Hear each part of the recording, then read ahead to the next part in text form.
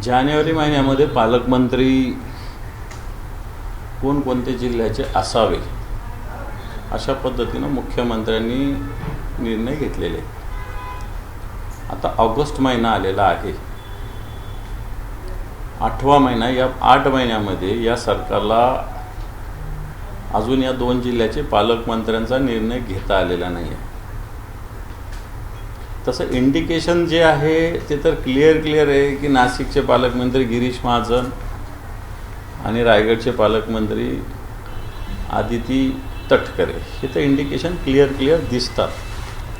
कारण नाशिकमध्ये कुंभाची तयारी, महाकुंभाची तयारी सुरू आहे, तिथे गिरीश महाजनच लीड घेत आहेत. रायगडमध्ये काही असलं तर आदिती तटकरेच लीड घेत आहेत. याचाच अर्थ शिंदे गटाला काही हे दोन्ही पालकमंत्रीपद मिळणार नाही सुस्पष्ट आहे. म्हणजे खरं सांगायचं तर जे डॉक्टरांचं असतं ना, पेशंट मेलेला आहे पण कोणी डेड झालेला डिक्लेअर कोणी करत नाही, अशी परिस्थिती या 2 जिल्ह्याच्या पालकमंत्रीपदाविषयी आहे. आणि याच्यामध्ये शिंदे गटाची असहाय्यता पूर्णपणे दिसत आहे. त्यांनी किती बहिष्कार घातला, हे घातला तरी त्याच्यातून काही फरक पडणार नाही, कारण हे काही करू शकत नाही, यांच्या हातात काहीच नाही, अशा प्रकारची स्थिती आहे. मुख्यमंत्र्यांनी आणखी यांचं काही एखादं दुसरं पालकमंत्रीपद काढून घेतलं तरी हे काही करू शकणार नाही, एवढं मी तुम्हाला ठामपणे सांगू शकतो. उदय सामंत असं म्हणत आहेत की एकनाथ शिंदे आणि शिवसेनेमुळेच खरं तर महायुती जे आहे ते सत्तेमध्ये बसलेलं आहे. जर संख्या बघितली तर भारतीय जनता पार्टीची संख्या मला 133 135 दिसते. मेजॉरिटीला 144 लोक लागतात. अपक्ष वगैरे सगळे मिळून त्यांच्याकडे ऑलरेडी 140-142 लोक आहेत. आणि त्यांनी ठरवलं तर यांच्याच पक्षातले 15 लोक ते घेऊ शकतात. ही पण स्थिती भारतीय जनता पार्टीची. त्यामुळे उदय सामंतांचा दावा हा अतिशय पोकळ आहे. या दाव्यात कोणताही दम नाही.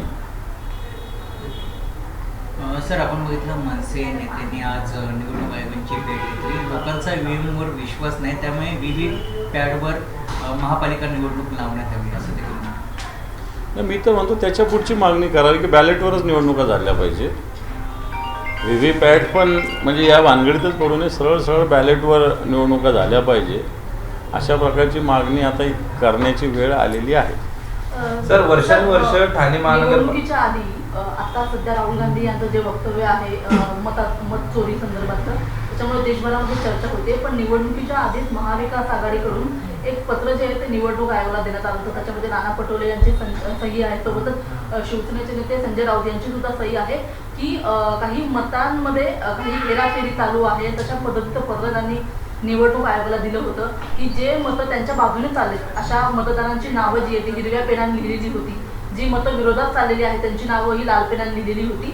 आणि त्याच्यामुळे काहींची नावं जी आहे ती थेट यादीतून वगळण्यात आली आणि बऱ्याच ठिकाणी जे आहे ते 10,000 मतदार जे ते वाढवण्यात आले होते. अशा पद्धतीचा संशय निवडणुकीच्या आधीच महाविकास आघाडीच्या नेत्यांना आलेला होता का, आणि असं पत्र निवडणूक आयोगाला गेलेलं आहे.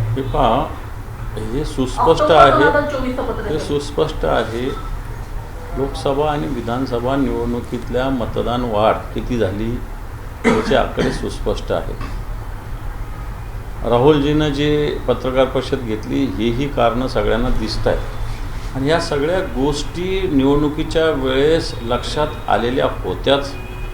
या संदर्भात आम्ही निवडणूक आयोगांनाही भेटलेलो होतो. पत्र तर आहेच नाना पटोलेंचं, पण त्याच्या आधी आम्ही निवडणूक आयोगाला सुद्धा भेटलेलो आहे, तहसील चोकलिंगम त्यांना या संदर्भात. आणि म्हणून या गोष्टी आधीपासून भारतीय जनता पार्टीनं निवडणूक आयोगाला हाताशी धरून केलेल्या आहे. हे स्पष्ट होतं आहे ना या हिंदुस्थानामध्ये, आणि महाराष्ट्रातही तसंच झालेलं आहे. कारण कित्येक लोकांचं नाव मतदार यादीतलं कित्येक आम्ही कलेक्टरांना सांगितलेलं आहे. माझ्याकडे तर उदाहरणं आहे सगळे कित्येक जणांचे की एकेका व्यक्तीचे नाव 5-5 ठिकाणी, एका मतदारसंघात 4 ठिकाणी, दुसऱ्या मतदारसंघात 3 ठिकाणी, असे कित्येक उदाहरणं समोर आहेत.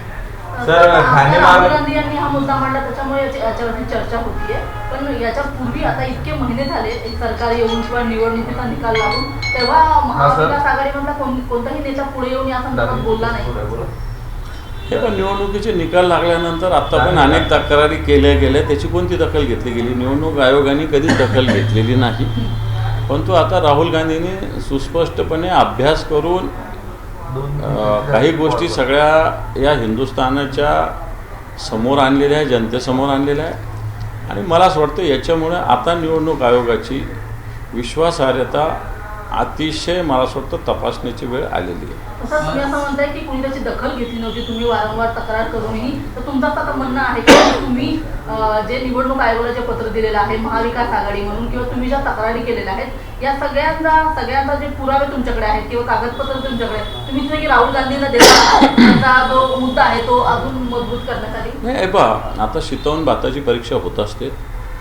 जर राहुलजीने ते दाखवलं तर आता आम्ही या मतदारसंघात अशा पद्धतीनं अभ्यासाला लागलेलो आहोत. आमचे जे बूथवरचे गटप्रमुख आहे यांच्याशी चर्चा करून प्रत्येक मतदान केंद्रावरचे अनुभव मतदार यादीतले आम्ही सगळे शेअर करतो आहे.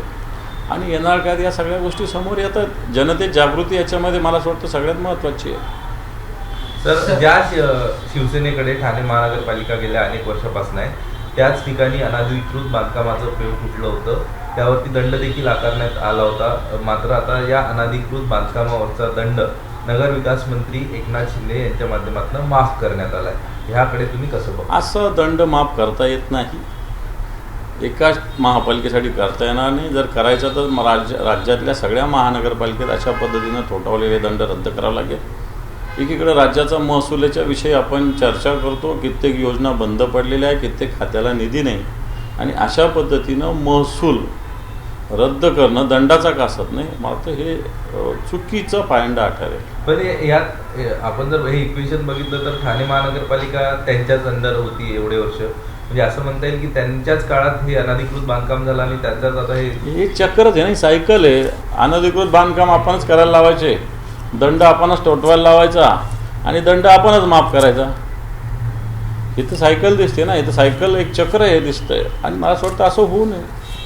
सर, आपण बघितलं उद्धव ठाकरे यांनी दादरच्या छत्रपती शिवाजी महाराज पार्कमध्ये आंदोलन केलं सरकारच्या भ्रष्ट मंत्री विरोधात. आणि त्या ठिकाणी बन्यान असेल किंवा अनेक त्या ठिकाणी सीन होते. त्यावरच आमदार शिंदेगडाचे जे आमदार संजय गायकवाड त्यांनी असं विधान केलं की उद्धव ठाकरे यांच्या बापाला देखील जमणार नाही, कारण की मी ओरिजिनल आहे, माझी कॉपी कुणाला जमणार नाही असं म्हणाले. आणि ह्यावरच आता युटर्न घेतलेत. उद्धव ठाकरे हे रक्ताने बाळासाहेबांचे हे म्हणजे बाळासाहेब हे वडील आहेत असं त्यांनी म्हणतात. कसं संजय गायकवाडांच्या म्हणण्याकडे फार आपण लक्ष देऊ नये असं मला वाटतं. कारण अतिशय व्हल्गर खालच्या स्तरावर वक्तव्य, मग फार देवेंद्र फडणवीसच्या तोंडात कोविडचे जंतू टाकण्यापासून तर मतदारांना बाजारू म्हणण्यापर्यंत वक्तव्य संजय गायकवाडांचे आहे. म्हणून अशा व्यक्तीकडे मला असं वाटतं दुर्लक्ष केलेलं बरं. पण जर एखाद्या आमदाराने उद्धव ठाकरे सगळ्या नेत्यांचं बाप काढणं कितपत योग्य वाटतं? जनता आता याला उत्तर देईल मला असं वाटतं. थोडक्यात त्यांच्या कानावून गोळी गेलेली आहे. येणार का त्याला जनता उत्तर देईल. त्यांनीच आज ह्या वक्तव्यावर युटर्न देखील घेतलं की बाळासाहेब हे सर्वांचे दैवत आहे. हे यांचं बोलायचं एक, करायचं एक, सांगायचं एक, हे विसरलेले आहे की शिवसेना प्रमुखामुळं उद्धवजी ठाकरे साहेबांमुळं हे जागेवर बसलेले आहे. नाही तर हे उद्धवजींच्या मातोश्रीचे, बाळासाहेबांच्या मातोश्रीचे उमरे झिजवत होते हे लोक. आणि आता हे बोलायला लागले. मला असं वाटतं जनता हुशार आहे. याला उत्तर योग्य वेळी देतील. आणि मी तर म्हणेल शिवसैनिक योग्य उत्तर देतील. सर, आता हिंदूत करून घेऊया.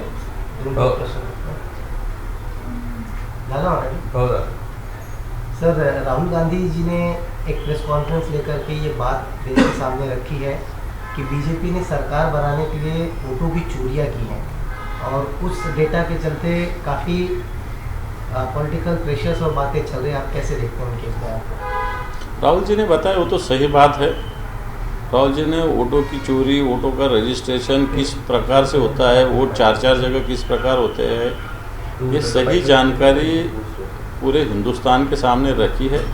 अभी जिम्मेदारी बनेगी हमारे जैसे सब कार्यकर्ताओं की इस प्रकार जो जो हुआ है वो ढूंढना और उस पर रोक लगाना.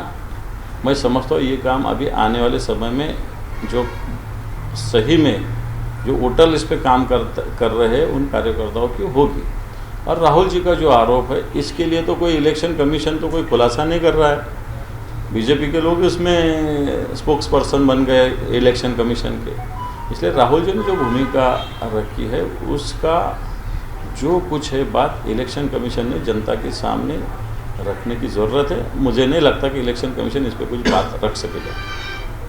चुनाव के बाद से ईवीएम का मुद्दा हमेशा से सुर्खियों में रहा है। आज संजय राउत जी ने ये भी कहा है कि जब हम बीजेपी के साथ सरकार में थे तो उस वक्त एक बीजेपी के नेता ने मुझे बताया था कि ईवीएम कैसे हैक किया जाता है। बताया, हमको ही बताया था, हम भी थे उस पर, हमको बताया था कि ईवीएम कैसा हैक होता है। बीजेपी के नेता थे बताने वाले, वो कौन थे क्या थे वो उद्धव जी या संजय राउत सब बताएंगे, लेकिन हम भी थे उसमें, हमको भी बताए थे, कुछ प्रमुख कार्यकर्ताओं को बताया था। थँक्यू। जल जीवन मिशनचा एक प्रश्न आहे की राज्याचे 35,000 कोटी रुपये जे आहेत ते केंद्राकडे सध्या बाकी आहेत, पेंडिंग आहेत आणि केंद्राने असं म्हणलेलं आहे की राज्याने तात्पुरत्या स्वरूपात हा निधी जो आहे तो उपलब्ध करून द्यावा। मात्र सरकारकडे पैसे नाहीत आणि त्याच्यामुळे आता कंत्राटदारांसमोर एक मोठा प्रश्न उभा राहिला आहे। हे जल जीवन मिशन याचा जो आत्ताच्या घडीला जे काम झालेली आहेत 50-52% झालेले, 2 मिनटं, 50-52% झालेले आहेत। बाकीचे काम निधी अभावी रखडलेले आहेत। याला केंद्राच्या निधीची आवश्यकता आहे। आजच्या घडीला हे काम पूर्ण थंड बसत्यात आहे। गुत्तेदारांना, कॉन्ट्रॅक्टरांना याचं निधी मिळत नाही, पैसे मिळत नाही आणि म्हणून काम थांबलेलं आहे। आता याच्यातून उलटं सगळं बनेल। जेवढा वेळ वाढेल त्याची एवढी या कामाचं दायित्व आणखी वाढेल। आता हे दायित्व केंद्र देईल का, राज्याची आर्थिक स्थिती आहे का, तर केंद्राने भले म्हटलं असेल राज्याने हे करावं तात्पुरत्या स्वरूपात, राज्याची मला आत्ताच्या घडीला आर्थिक स्थिती दिसत नाही की राज्य या योजनेमध्ये काही पैसा टाकेल आणि याच्यामुळं या योजना पूर्ण होणार नाही। जो आत्तापर्यंतचा खर्च झालेला पैसा हा वाया जाईल, अशा प्रकारचं विदारक चित्र येणार काय होऊ शकतं। एबीपी माझा, उघडा डोळे बघा नीट।